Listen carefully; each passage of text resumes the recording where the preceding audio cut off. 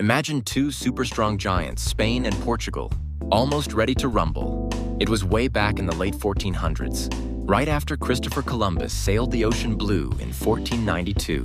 Portugal's King John thought, hey, those new lands should be mine because of some old agreements.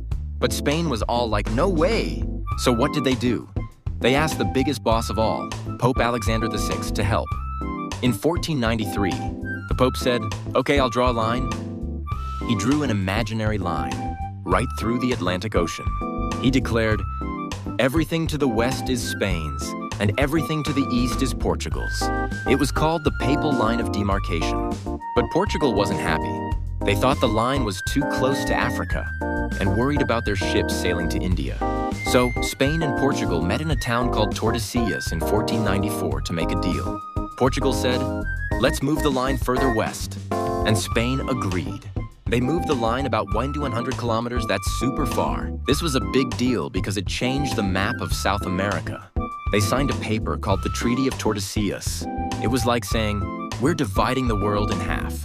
The line went 370 leagues west of the Cape Verde Islands. Portugal got Africa, India, and a piece of what we now call Brazil. Spain got most of the Americas. Isn't that wild? Two countries just decided who owned all that land without even asking the people who already lived there.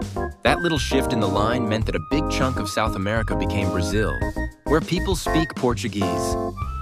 But not everyone liked this deal. Countries like England and France said, hey, what about us?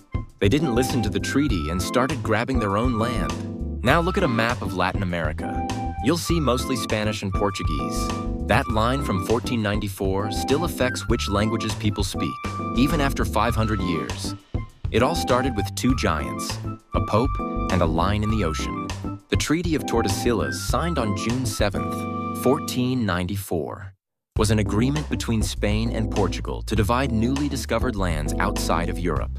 Lands to the east of the line would belong to Portugal, and lands to the west to Spain. Remember, even a small change can make a big difference in the world.